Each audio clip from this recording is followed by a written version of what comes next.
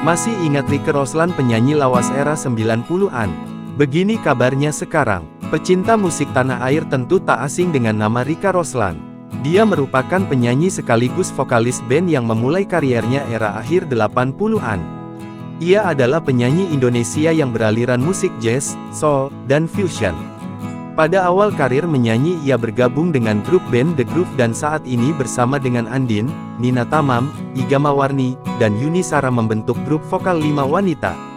Senang menulis lagu dan menyanyi membuat Rieke ingin mendirikan band sendiri. Mereka pun mencari teman yang sepaham dan merekrut pemain baru lalu membentuk band bernama The Groove. Seperti pemusik dan band lainnya, The Groove pun sering tampil di kafe dan mulai tahun 1998 mereka rekaman. Namun, Rieke memutuskan bersolo karir pada tahun 2005 karena ingin menampilkan warna musiknya. Hingga pada tahun 2009, akhirnya Rieke pun reuni lagi dengan The Groove.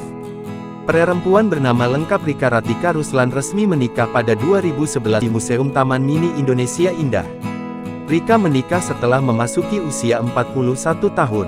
Jarang terdengar lagi, lantas bagaimana kabarnya sekarang? Rupanya, sampai saat ini, Rieke Roslan masih belum meninggalkan dunia musik. Bahkan, dia baru saja merilis lagu berjudul Sepi. Menilik akun Instagramnya @rieke.roslan, dirinya kerap aktif membagikan postingan terkait perilisan lagu terbarunya itu. Saat peluncuran single barunya itu, dia menceritakan salah satu pengalaman pahit dalam hidupnya. Download Tribun X sekarang, menghadirkan lokal menjadi Indonesia.